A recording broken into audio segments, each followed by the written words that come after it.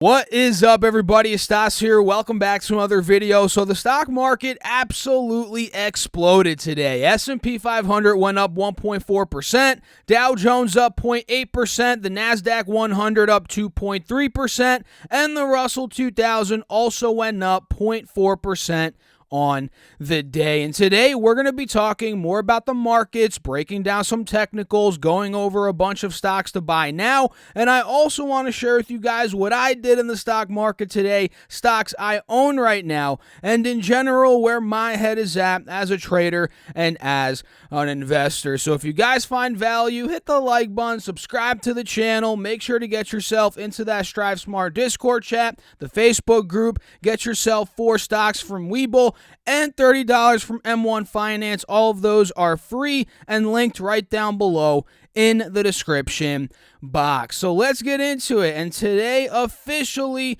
we have a brand new president. Joe Biden was inaugurated and sworn into office today, and the markets were loving it. The S&P 500 again went up 1.4%, and with today's leg up, we actually broke out of this little resistance that we have been seeing over the past couple of days. Take a look here, guys, on this 10-day chart. You can see the S&P 500 has been struggling at about 38.20, 38.25 ever since the beginning of January, right? We struggled here, 2 days, 3 days, 4 days, 5 days, and yesterday, and of course, today we broke out of it, and that was a big resistance. And back on that 4-hour chart, we also broke another big resistance, being the resistance of this upwards channel. Do you guys remember we talked about this and we kind of not planned this out, but we mapped out, that's a better word, we mapped out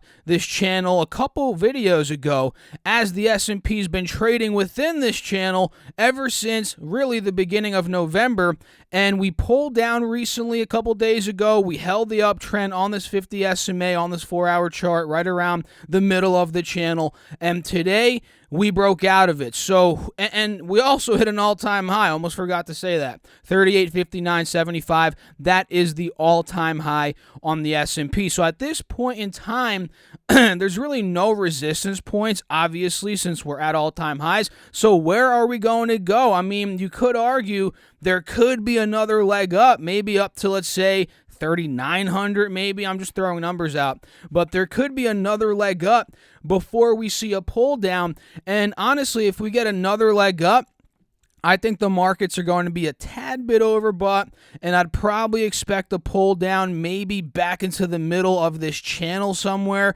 Maybe 38.25, maybe 38.30 could hold as support. But at this point, again, we can't see any resistances, and all we can really do is wait and see what the market's going to do tomorrow. Do we gap up? Do we start to maybe pull down a bit? That would give us a bit more insight on what could be happening. But as of now, markets are exploding, breaking resistance after resistance, and it's looking pretty dang bullish. And honestly, guys, and I know I say honestly a lot, and somebody commented about that the other day, and it's just how I talk. I've actually said that word for years, man. That's been in my vocabulary. I've been trying to, get rid of those filler words. But anyway, another big reason, really the biggest reason the markets went up today was big tech. And Nasdaq, the Nasdaq 100, went up over 2%. It also hit an all-time high, 13,300. And would you take a look at these individual big tech companies? I mean, Facebook up 2.4%. Apple went up 3.3%. Amazon 4.5%. Netflix, guys, 17% and went up. You guys remember yesterday in the video, we got the live reaction, my live reaction to Netflix. It was up about 8-9%. 10% aftermarket. It went up even more from that. Again, up 17% today, so that's crazy. Microsoft went up almost 4%. And what a day it was for Google, guys. Google, let's go. Up almost 6%, more like 5.5%. But you guys get the point. Big tech was very strong today. That helped the Nasdaq, obviously, and the overall markets as big tech, those 5-6 companies, they have a big weight in the overall market. So yeah, guys, the markets are crushing it. What do you think down below? Let me know your comments. I'd love to know. Are you buying? Are you selling? Are you sitting on cash right now? How much cash are you guys sitting on? Me personally, and we'll talk about that here in a second, I'm in about like 40, more like 40, not 50%, more like 40% cash at this point in time. Not anticipating some insane crash, but like I've been saying before, earlier this video and in other videos, I wouldn't be surprised if we did see at some point in 2021 some sort of drop, some sort of little correction. That's why I'm having that cash set aside. So, excuse me, guys, I'm ready for action. So, what did I do today? Well, I did some things today. I made some moves. I actually bought into SBE today, Switchback Energy, which is taking charge point public, and this one went down almost 5% at the close of the market. And earlier in the day, it was actually down almost to 30. I mean, it was in the 38, so it was down even lower at one point earlier in the day. And I actually picked up some shares. I believe it was right here at $39.64. I bought a little bit here on the dip. And another awesome chart to look at is the 4-hour chart for this stock, and we can see right around 39-40 bucks is right where that 180 SMA is here on the 4-hour, which is where we've held in the past every pull down. And if I extend this channel to the right, you guys can see that this is also the support of the channel where we've held in the past and rallied from that point. So I wanted to just add an initial position here in SBE, and my exit on this, I would say, is anywhere from 43. I might consider trimming profits there and probably getting out completely at 46. So anywhere from 40 bucks up to 46, I think that is a pretty solid area or range to make money here on SBE.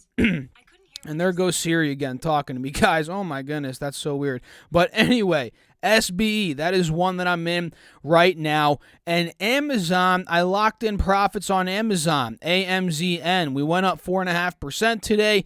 And not that I'm saying it's overbought. In fact, I could see it making a move maybe to 33.50, so I might have sold a bit early here, but I just wanted to lock it in. Again, markets are at all-time highs. This is a very big stock in terms of overall weighting in the markets, so if the markets were to take a hit, maybe tomorrow, maybe later this week, who knows, maybe we see a pull down. Amazon's probably going to get hit as well, pull down as well if that were to happen. And I would be mad at that point if I, didn't lock in the profits. So I just played it safe today with Amazon, locked in the profits that I had there. And that's pretty much it in terms of new trading, new moves I made. Just in SB, locked in Amazon. I'm still in NEO at $57.25. This is one that I'm up a little bit on. I'm up about 50 cents per share on this position. Not too shabby. Apple is another one that I was contemplating selling out of as well. But the reason why I didn't is because I still want to have a little bit exposure here, a little bit of exposure in my trading account, that is, to big tech. Again, I had Amazon and Apple. I locked in Amazon, but I figured, let me just hold Apple a little bit longer, just in case the markets go up higher, so I don't miss that next move up, if there is a next move up. But again, playing it safe, hedging a bit, I ended up locking in profits on Amazon, if you guys get what I'm saying here, right? So I'm still in Amazon, or not Amazon, Apple at $130, and this one went up 3.3% today, and it's actually up even more after hours. It's up to $132.51. So Apple could very well keep going with a target of maybe 136 to 138. So I'm in Apple, I'm in Workhorse at 22, and I'm also still in SLV, which now I'm actually down a little bit on my SLV. It might have been Actually, no, I was looking at the wrong chart there. I'm up a little bit on SLV, but Workhorse, on the other hand, is it's creeping down towards my cost basis, guys. I'm not gonna lie, and maybe I should have locked in some profits a couple days ago, but it's okay. And I'd love to know what you guys are doing. Let me know down below in the comments, as always. And if you're enjoying this video, hit the like button. Maybe, just maybe, subscribe to the channel if you guys want to see further content, and get yourself 4 stocks from WeBull and $30 from M1 Finance. Those are linked down below, and they're free of charge. So let's talk about some other stocks today that I am looking at. Number 1 is Alibaba. And Jack Ma, guys, Jack Ma, Mr. Jack Ma is back. Jack Ma is back. He hasn't been seen up until today, yesterday, whatever time you're watching this video, but he hasn't been seen publicly since back in October, and we're not going to talk about that situation. I'm sure you guys know and have have some suspicions as to why he wasn't, surfacing, and he hasn't been seen since October, but he's been seen, he's been found, and the stock Alibaba went up 5.5% today, and this is one that we've been covering. I mean, I bought some in my long-term account a couple, I forget what day it was, but it was when it crashed, right? I bought some, I think at 228, I bought a little bit there, and I'm up a ton on that position already. I'm not selling it. I'm just, I'm up on that position, but I didn't buy any in my trading account, and at this point, I'm probably not going to buy any in my trading account until 265 could break, because one thing that's worrisome to me is we are overbought right now. RSI is pretty overbought, so that's number 1.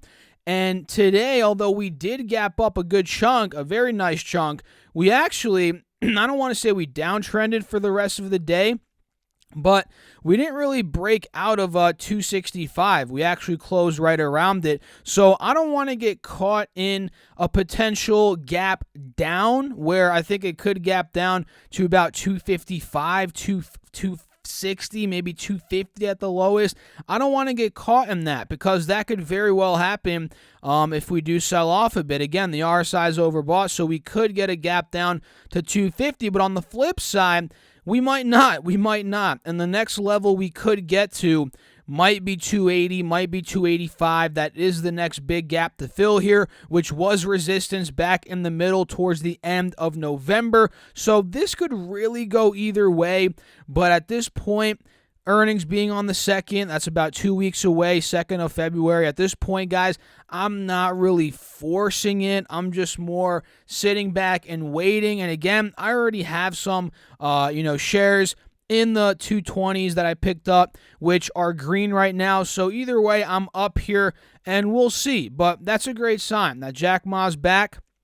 Baba can kind of, shareholders, people in general that follow the company, they can take a breath of fresh air or a sigh of relief, whatever you want to call it, now that we got that news, and we'll see what happens with it. But overall, it is worth watching, no doubt about it. Fastly, FSLY is another one worth watching, which if you guys watch my videos consistently, you know that we talked about Fastly. We covered it a couple videos ago when it was at about 89, 90 bucks, and I told you guys, watch for this gap to fill from 89, 90 to about 98, 99, 100 bucks, and we did exactly that. Right now, we're trading right at around $97, and I told you guys, if that were to happen, we get to 100 bucks, 98 bucks, that is where we're going to witness the real test, because here where we are is right around the right shoulder of a potential head and shoulder, right? You can see the left shoulder, the head, and the right shoulder right here, and right where we are now, 98 bucks, 100 bucks, that is where the neckline is as well. So if we fail at 100, this could very well be gunning back. I don't want to say for the 70s, that's a bit extreme, but this could easily be going back to the mid-80s, in my opinion, if we fail at 100 at a lower high here too, and on the right shoulder of the head and shoulder, that would not be bad, but or good rather. But on the flip side, what would be good would be, at least for the bulls, what would be good would be if Fastly could break 98, $100, completely break through that, and ultimately break 105. I think 105 is another big sticking point here, and from there, the head and shoulder would be broken for the most part, and then we probably would go test 115. But then again, 115 could also be a level of resistance where we might dump off and maybe make the right shoulder as well. So be careful. But overall, from 97 bucks, whatever, maybe up to 105, that could be a move. But we could also end up going back to the mid-80s, high 80s, low 90s. So be careful with this one. I'm liking it, though. Either way, I'm watching it closely. That's Fastly. TTCF, Tattooed Chef, which, you guys, if you saw my video on this, I made an individual stock video on Tattooed Chef. I'll link it down below. We covered the company. I said I didn't own any shares of Tattooed Chef, but I ended up adding some Tattooed Chef to my growth portfolio, and that's a long-term portfolio. Not looking to actually sell that next month. I'm looking to actually hold that for a while, couple years at least. And I bought some shares there.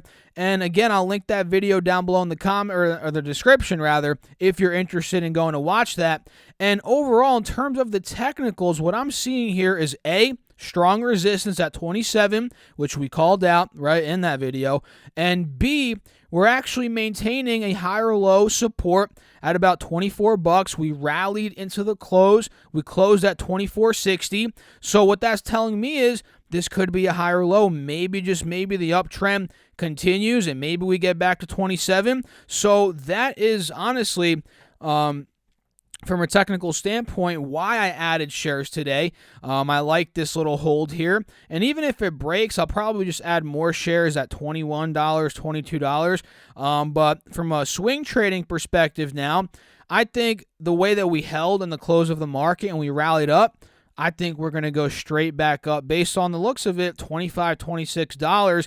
And this is also kind of looking like, not really, in a way it is, an ascending triangle. Again, big resistance at 27, and we're uptrending into that resistance. So just watch out for the pop on Tattooed Chef, and you'll probably see it here on the 5-day, 5-minute chart. This is another big point to watch out for. I think if Tattooed Chef could break out into 25, break this downtrend on the 5-day, 5-minute, that is where we're going to confirm that push up. So watch out for Tattooed Chef. Visa is another one that got a nice leg up today, 2% up, and so did MasterCard. Shout out to MasterCard. This one up almost 3% today, but we're going to talk more about Visa rather in this video. And if you guys remember, I also called this one out a couple videos ago. We can see here on the yearly chart, we're uptrending, higher lows. We actually held this 180 SMA with today's pop, and a couple days ago we held it, which is a very good sign the uptrend's continuing. And we're also seeing a pretty solid resistance at 220, which this honestly also looks like a head and shoulder. Same, or not a head and shoulder, an ascending triangle, same as what we saw there on Tattooed Chef on the smaller time frames. So I think overall Visa could be making its way back up to 210, 215, maybe back up to 220, and ultimately I think it could squeeze out of 220 if that ascending triangle plays out. And what you guys want to also look at here is the downtrend on the hourly chart. That's pretty big because we did pop today, no doubt about it. We popped up today, but we're still on the downtrend on this hourly chart. So I think we need to break this and probably get to 210 plus before confirming that true bullish momentum to the point where we could get to 215, 220 plus, right? So watch out for Visa. AMD is another one, Advanced Micro Devices. It's been squashed. It's down over roughly $11 from its peak, down about 12%. They have earnings coming up on the 26th. So next week, what is that? I don't even know what day it is, but on the 26th, what? On Wednesday or something, or Tuesday next week, we have AMD earnings.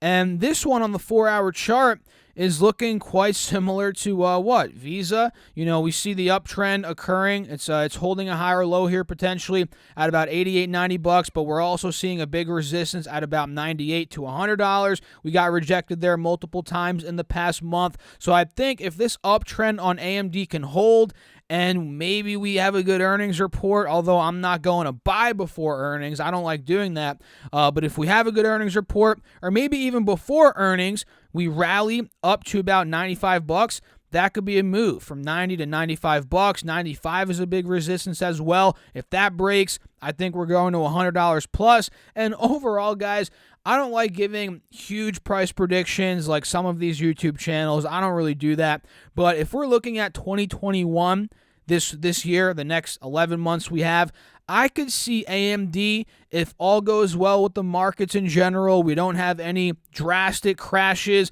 Let's say we just even go up a little bit, not even nearly as much as last year, but let's say we have a decent year in the markets this year, I could see AMD going $100 plus. I think that is where it's going, and the technicals back that. Again, we're seeing big resistance at $95, $100, but we're uptrending into that, and eventually we're going to squeeze out of there. So watch out for AMD.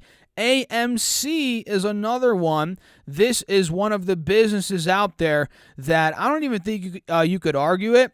It's easily, and let me know in the comments what businesses you think have been hurt the worst, or worse rather, but I think movie theaters, AMC, these businesses have been hit the hardest, no doubt about it. I mean, their revenues, I was doing research on these a couple months ago, and their revenues were down like 95% or something just ridiculous. Like, it's just, these companies have gotten smashed, but they have AMC and some other ones, I believe. I forget off the top of my head, but AMC for sure has been getting money. In fact, they just disclosed to the U.S. Securities and Exchange Commission that they actually issued $100 million in 5-year secured notes. Under the terms of the notes, AMC could make interest payments for the first year and a half using payment in kind, which is known as PIK, P-I-K, provisions that don't require upfront cash. However, and this is something that is crazy, guys.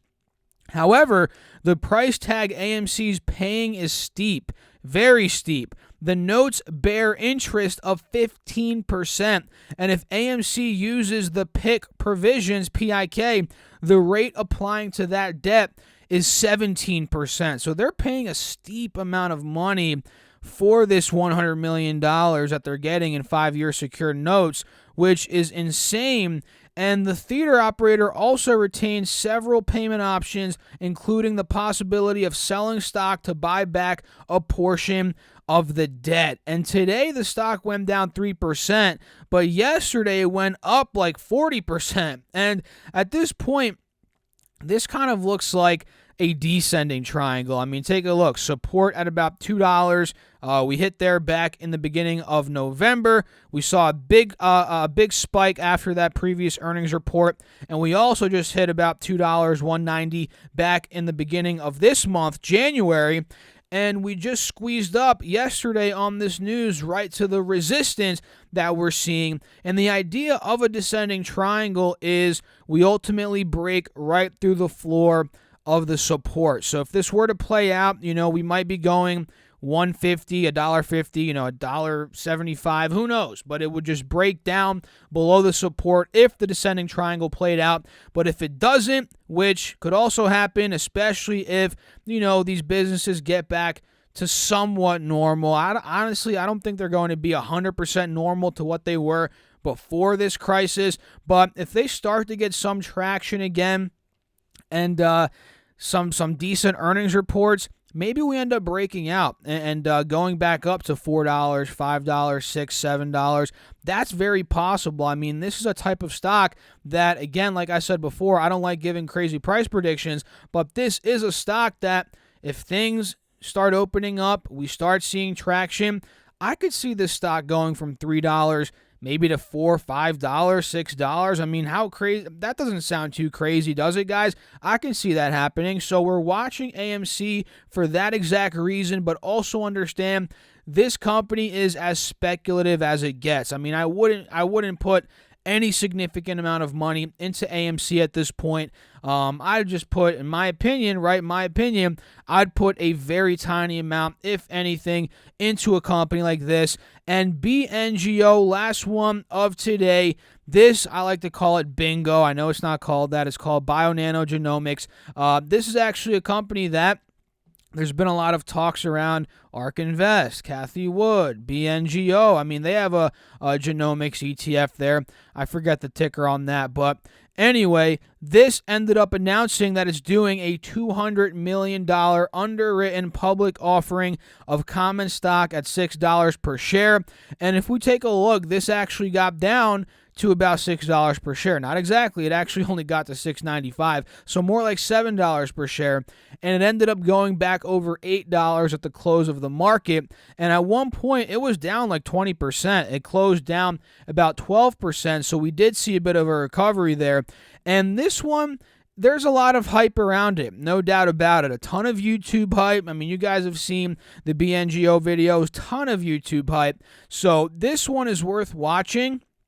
Even though it could get down closer to $6, that is a risk you are running. But if we're able to hold this point, $8, maybe we gap up tomorrow, this could be a move, a player back to about $9, $9.50. I think that's very possible. And we've seen other companies like NNDM, when they do offerings, right, they dip down for a day and then they ultimately recover the next day. I mean, it's crazy how it works. It doesn't always go like that, but it just has been with NNDM, and we'll see if that happens with BNGO. I mean, and we'll see if it ends up, going back up to $8.50, $9. That would confirm that, okay, it's going up after the offering, right? So we'll see. Hope you all found value in the video. We're going to wrap it up there. And if you want to see a list of all these stocks, as always, they're linked down below in the description box. Same as those stocks, you can get 4 stocks from WeBull and $30 from M1 Finance. All you have to do is open up an account with both of them, deposit money into them. I think $100 for WeBull, and for M1 Finance, you could deposit any amount of money, and that's how you get that free money. Literally, it goes right to your bank account, or not to your bank account, but your brokerage account after a couple of days. And if you all enjoyed the video, don't forget to hit the like button, subscribe to the channel, get into that Discord chat as well, and that's it. I'll catch you all in the next video. Thanks for watching. As always, keep crushing the markets, guys. Peace out.